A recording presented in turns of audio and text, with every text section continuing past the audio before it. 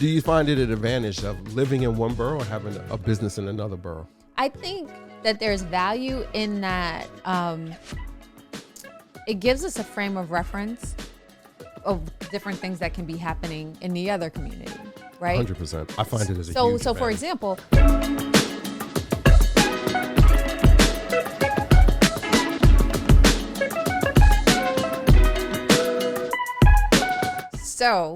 in light of the recent election and thinking in conversations about the different politicians who will be coming into office here in New York City, you know, there's this expression, all politics are local. Yeah. Well, and thinking about how all politics are local got us to thinking about our businesses, and that in today's environment, businesses don't necessarily have to be limited to where you are locally.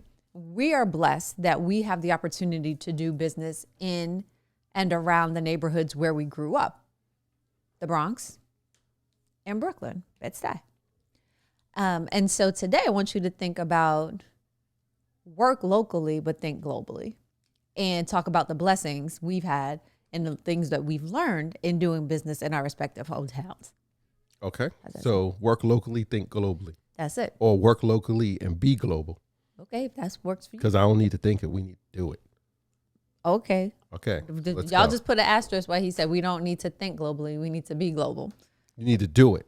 You could think. What is thinking? What did my man, shout out to my man, Max De La Cruz, when I was on his podcast the other week, and he was talking about what's the difference between, damn it, sorry, Max, I can't remember, but it was something, the difference between he was like, between procrastinating and something else. I blew it. But at the end of the day, thinking is a form of, it wasn't procrastinating. He was like, what is the difference between thinking or like planning something? And I was like, hey, listen, as far as I'm concerned, they're both procrastinating. And I'm not saying you shouldn't think about stuff and like do it or plan, but the more you keep thinking and thinking and thinking, it's just another form of procrastination. Okay, like, so let's not procrastinate. Let's jump into this episode. I'm not procrastinating. Go ahead. So be local.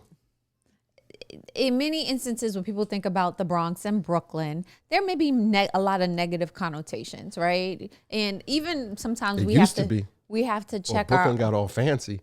I mean, still, like, people still getting shot in Brooklyn. I know they still getting shot in a lot of places. People still get shot in the was it Upper West Side or Upper East Side and fancy neighborhood. People still get shot. They don't talk about it as much though, right? But it's just the percentages are different. But we have to be able to couch our negative perceptions, because even in preparing for today's episode, the team was like, what it's like living and working in the outer boroughs. And just for the record, I detest that expression, the outer boroughs, because it's that 5 gives boroughs. you the, what is the outer borough that gives mean? you the impression that Manhattan, which is not referred to as an outer borough, is the inner borough. And if you look at a map geographically, Manhattan's on the side all by itself. The Bronx is on the side all by itself. Brooklyn and Queens, they kind of jumbled together. And Staten Island, well, they really should be Jersey.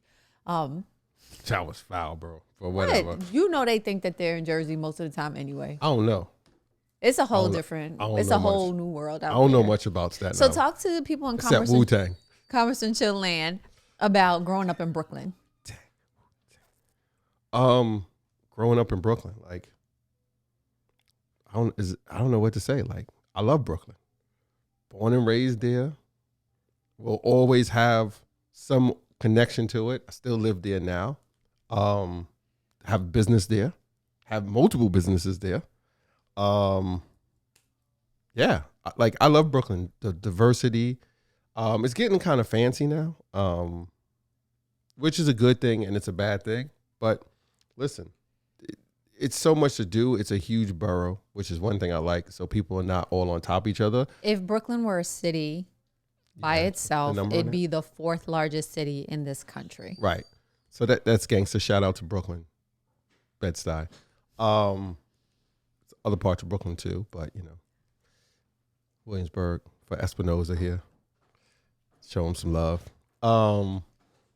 Yeah, you know, I like it because you know, the diversity. It's always been like that, but there's been this big, you know, Brooklyn's been in the spotlight for, like, I don't know, the past let's say like 10, 15 years where people were, moving from the city. Like it became this cool thing to do with some of the people. When you say the city, you mean Manhattan. From Manhattan, right? Because for people who aren't from New York, we are the city. The 5 boroughs are the city. New York City is 5 boroughs. Each borough is its own county, but the 5 counties together make up one city. And let's be clear, Brooklyn is the county of kings. Make no doubt about it. They named it right from the giddy up, the borough of kings.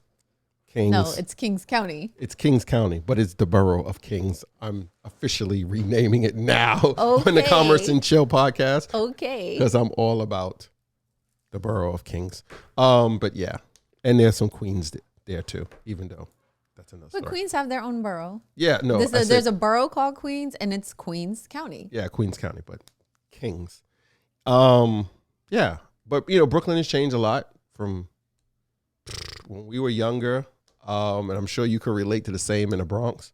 They were giving real estate away. Like you could get a house for $1. There were a lot of vacant lots. One of my neighbors, we called him the king of vacant lots. He started buying vacant lots in Brooklyn long time ago when people were just like, these things were dirt cheap. And you had to spend more time and energy trying to keep them clean because people kept dumping stuff on it, whatever. Kids playing on it. Shout out to all my friends. Yeah, it's changed a lot, but I've watched it grow and change over time. It's been sad in some aspects because obviously, inflation, prices go up in real estate. But that's not the challenge. The challenge is that people who have been there for a long time. I was going to say it's a challenge for some people are trying to get their money who got priced out. But at the same time, it's a huge plus for the people who were there, paid their dues, dealt with the neighborhood when like things were rough, and they brought a brownstone for like 100,000, 200, 300, and or now, even less, some of them. And now they're, retiring or, going to another phase in their life. And they're like, yo, I just sold my house for like 1.5. And they're like, I paid whatever. Like, hopefully, they talked to a tax professional and they did something because capital gains they did something about that. But, or, they did a rollover, 1031 exchange or what have you. But yeah. But I'm sure you've seen similar things with the Bronx because back in the day, we would hear when we were younger, because it was kind of territorial when we were younger. Like you really didn't go to leave. You didn't go to other boroughs. Like I went to school in Harlem, even though I lived in Brooklyn. So at times it was kind of dicey riding the train. C local, shout out the A train.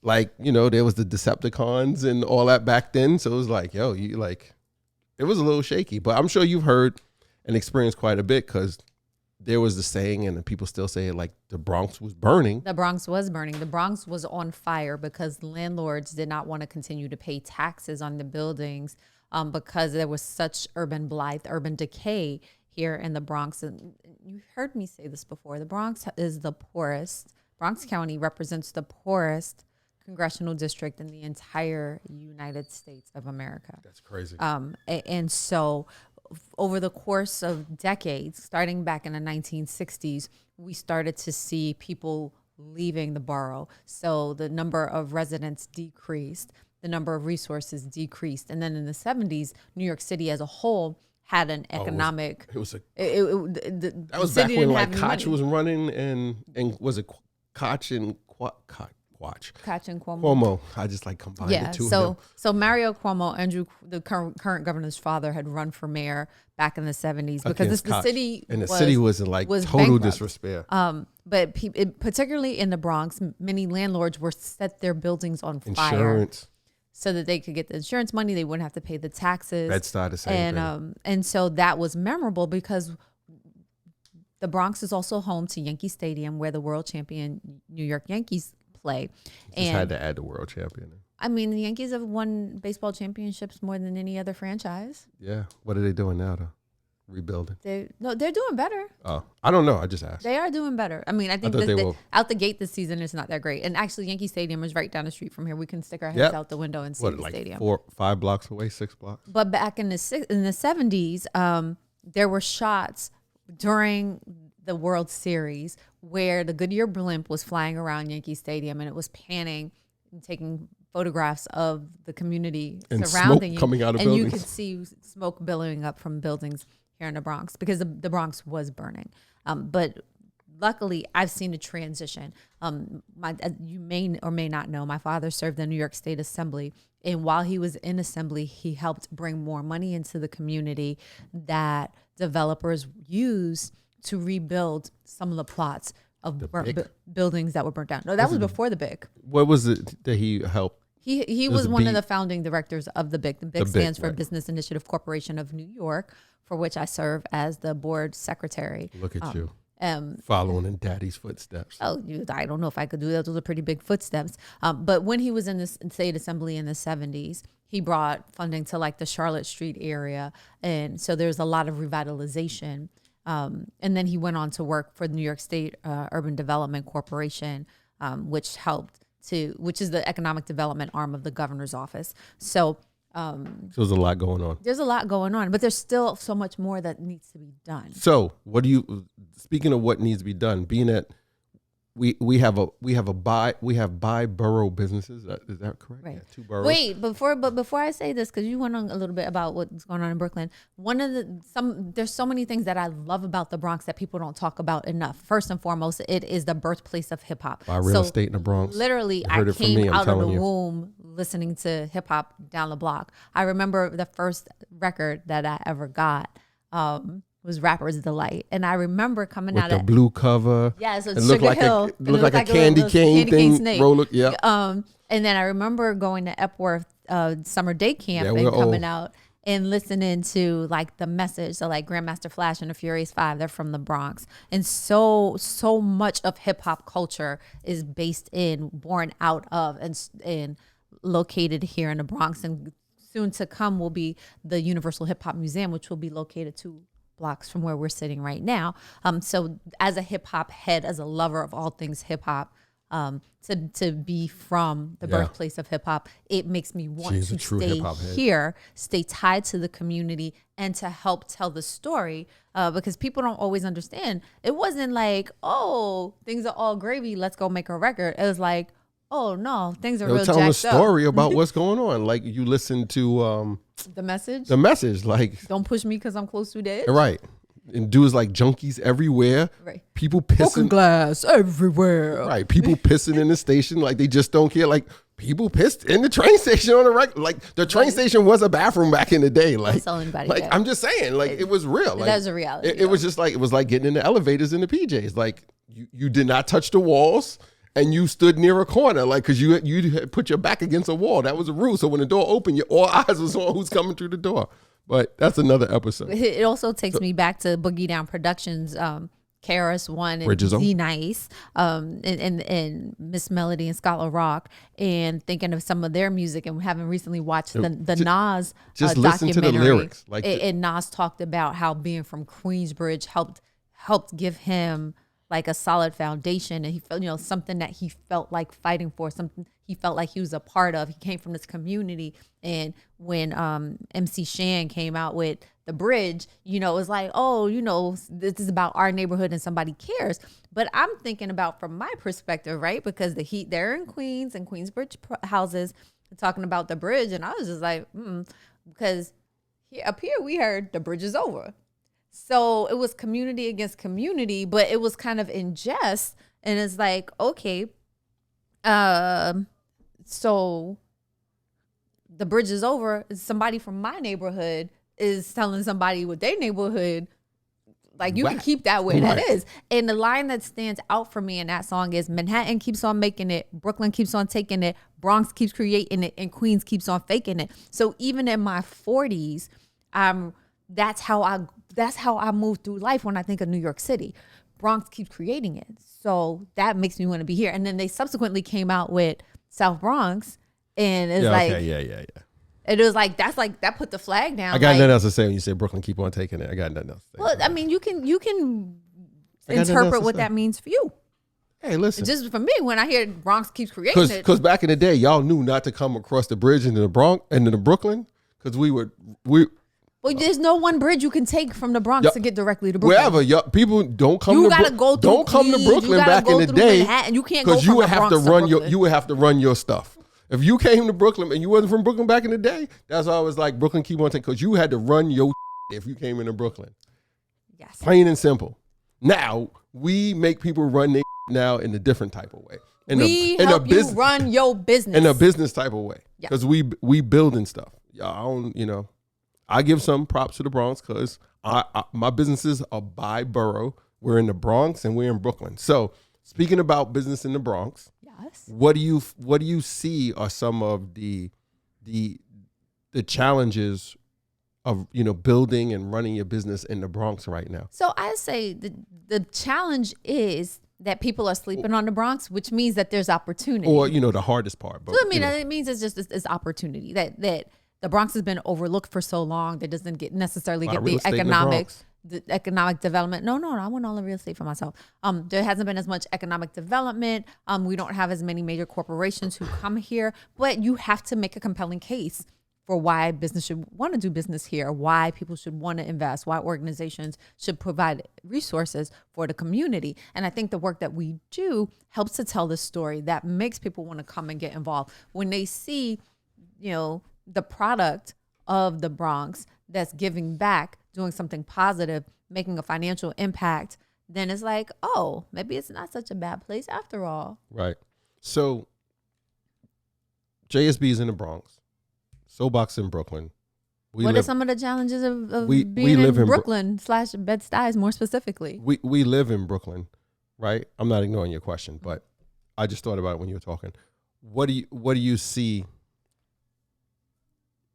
Do you see there's like living in one borough and then having your business in the other borough, so you're constantly going back and forwards? How do you see that as an advantage? I think that you have social or challenge. Maybe. You have social capital when you pay taxes, right? Because and remember this: if you're a business owner, if you're a homeowner, by virtue of paying your taxes, you are making an investment in that place. And so the elected officials, they're in essence working for you, holds them accountable. Yeah, don't get me started so you can get a return on your tax dollar investment. Forget that. Like your tax dollars pays their salary, and I do believe when you look it up, their job titles or something says something public, like I don't know what the exact verbiage is, but when you look up their descriptions of their job, they serve the public, right? And they get paid based on our tax dollars. And I think it's like people have gotten too comfortable, or we've kind of lost our way. Like if you kind of start reading back and doing history, looking at politics in its early forms, like those local politicians. It was the business owners and farm and land owners that were the politicians making and they were decision. doing things. Well, some of us a little crooked, but they were doing things in the best interest of business and the people and those people in that area, right? And I think we've really gotten away from it, and I truly believe people have gotten so, I guess, bombarded with information or just the rhetoric, and they're not holding people accountable. Like, let's be clear. Some of the things, and don't get me wrong, there's some great politicians out there, but I'm willing to bet most of the politicians who are doing a great job, you really don't hear much about, because they've got their head down and they're getting stuff done. They're not doing all these press conferences. Right. Like, if you're doing press conferences, when are you writing legislation? I would love for somebody to run the data for you. Like, every time a politician is in the news, like their self-appointed news show up versus someone who's not in the news, and have some metrics on those who are in the news a lot, how much they've done versus those who are not in the news versus what they've done. I think we've lost, because let's be clear. If some of the people have lost, right, as a group, and I'm talking about all people, all colors or language, etc. If some of the things politicians do and did not do happened in a business, or happened at your job, or happened in your home, first of all, you wouldn't tolerate it in your home at all. Like, one of your kids or one of your relatives would get thrown out, or they get a spanking. Right. And if it was in your place of work, someone would get fired. They would not have that job anymore. Right. So I just don't understand how it almost seems like it's a level of entitlement. Like, I'm just going to do what's best for me and this immediate group of people. Like and especially at some of the watch parties, like I would just see the group of people around them when they're at the stage and on the mic, and I'm just like, I'll say this. We have power. We have power as the electorate. We have power as taxpayers. And there's value in even just saying to someone or writing a letter and say, I'm one of your constituents. I live in your district. I own a business in your district. There's a greater level of accountability when you put it in context. You're paying a lot of taxes. Like, even if you don't pay a lot of taxes. I'm just saying, you are. If you think about it, like you've got a business in one borough or in the same borough, and then you live there. So like you're getting taxed on the business side, you're getting taxed on the personal side, and let's not even talk about taxes because I do not understand. That's a whole nother story. But when we think about doing business in the Bronx and doing business in Brooklyn, then our time is divided, our attentions are divided, and they're basically two separate communities that we serve. And so we have to be mindful of that because we don't just want to use, and when I say use, I don't mean that we're doing negative things in the community. We don't want to use up the resources, just get people and not give back. But then we got to do that times two. So whatever time we spend in the Bronx, we have employees in the Bronx. It's times four, really. Twice on the personal side and then twice on the business side in two different boroughs. This is true. But do you find it an advantage of living in one borough or having a business in another borough? I think that there's value in that. It gives us a frame of reference of different things that can be happening in the other community, right? 100%. I find it as a huge advantage. So for example, here in the Bronx, Ruben Diaz Jr. is the current borough president. So that's the highest executive office for the county here in the Bronx. And I've known and worked with Ruben for years. We went to the same elementary school, not necessarily the same class, but we are contemporaries. And he loves the Bronx. He's about the Bronx and has done really great work in his time as borough president. Then so to watch Eric Adams, who came into office after Ruben and kind of leaned on Ruben to learn about the office. I noticed he was at his watch party last night. Yeah. To learn about the office of borough president and to say, oh, well, Ruben was able to do this, that, and the other. Now, granted, it's two different counties. Like, wow, Eric Adams could do this, that, or the other. Right. Is he really taking full advantage of the office? Or, I'm able to work with Business Initiative Corporation, which is basically works out of the borough president's office here in the Bronx. What's happening out of the borough president's office in Brooklyn that we can tap into. And so it gives us a frame of reference that we can have engaging conversations and put forth ideas on how the elected officials can do things, because sometimes they just don't know. Like, it's different in the city council where they're always... they ask more? Because they're too busy. I'm just throwing that out there. And they don't know what they don't know. But so they just ask. They don't typically deal with the business owners. They not deal even with business, with the high price boosters. They deal with the people that are asking for stuff. If I was a local politician, you know what the first thing I would do after I won? I would have like a party. No, see, that's what I wouldn't do. I would not have a party, because when you come, first of all, you can ask the team here. They know. Like I have people packed in a room somewhere and be like, we need to figure this out. There's a lot of stuff going on. First of all, I would have so many town halls for people to come, and I would figure out a way to compile data. All this technology we have, like compile data. What are the needs? What's the challenges? What do you need? How can we improve something? And start small, and just start checking stuff off the list, and then look at whatever seat you're in as a politician. What executive powers do I have? That was the first thing I look at. I'd be like, what could I do that I don't have to go through a lot of red tape? I don't have to get all these votes and stuff, and be like, what can I do with my executive powers that can make an immediate impact on communities? And then have these town hall meetings, listen to people, and I'd be like, okay, talk to my team and be like, listen, these are the executive powers we have. We can do these 15, 30 things or whatever they are with minimal red tape. And we heard 10 of them at these town halls. How do we knock them out really fast to get this done for the people? Because this is clearly, like, I would just crush that. Well, this is what I want to do for the people, because we're running short on time today. What I want to say is that for you, where you are. Start where you're planted. What we often see, especially when people make a lot of money, Black and brown people make a lot of money, they often will leave the communities where they started, what they call a brain drain. That doesn't have to be the case. You can be successful and stay planted where you are. Why are they leaving? But that's another conversation. That's Because I hear people getting smacked all the time. You forget where you come from. Don't forget where I'm you not came saying from. that. I'm not Sometimes saying that. don't you forget where you come from. Sometimes people working hard so they don't end up falling back on what they built to get out of. But that's another discussion. But go ahead, finish your thought. So you can start where you're planted and be successful. You can leverage the culture, the vibe of where you are. Well, if the soil is no good, will you plant where you are? You reap what you sow. I'm just putting it out there. But go ahead, you finish. But if it's your soil, it's your soil. Start with what you got. It's your soil. Sometimes it's not your soil. You get what you given. Like you don't pick and choose. Sometimes the environment. We don't get lemons. You make lemonade. I'm not. Or lemon meringue we don't pie. get to pick and choose the environments that we're born into.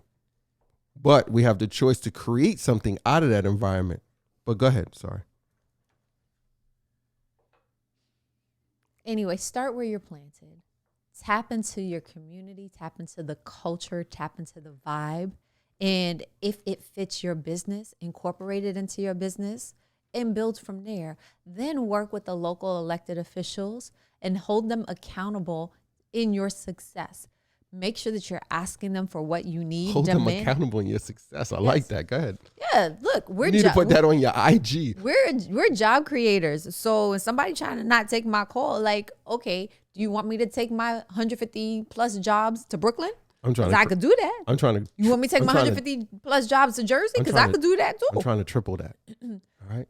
Let's be clear. And so make them accountable in your success. And then find other local businesses, other local entrepreneurs to include in your business ecosystem. So, here we patronize our local bodega owner, our local restaurateurs, our local postnet. Shout out to Calvin and everybody at all three of his postnets. So saw you on Undercover Boss.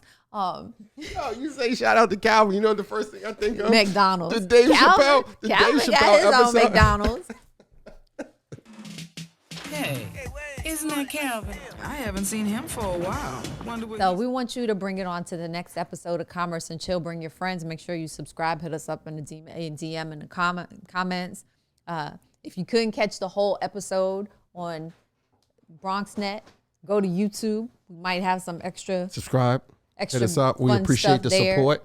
And we really do appreciate you. And check out the comments. We want to thank all the latest followers who just started following us and hitting us up. Shout out to all of you. Greatly appreciate it. We highlighted you all down in the comments. We greatly appreciate the love and the support. And as always, appreciate my man, Christopher. He's always supporting us on IG, on LinkedIn, on YouTube, on Twitter. Yo, you are number one fan, Christopher Leon Johnson. He is the man. Out. Christopher Johnson, no relation, but we love you. Appreciate all the support. Keep smiling and keep being happy. Thank you, everyone. All right, we got to go back to work. See you soon. All right, bye.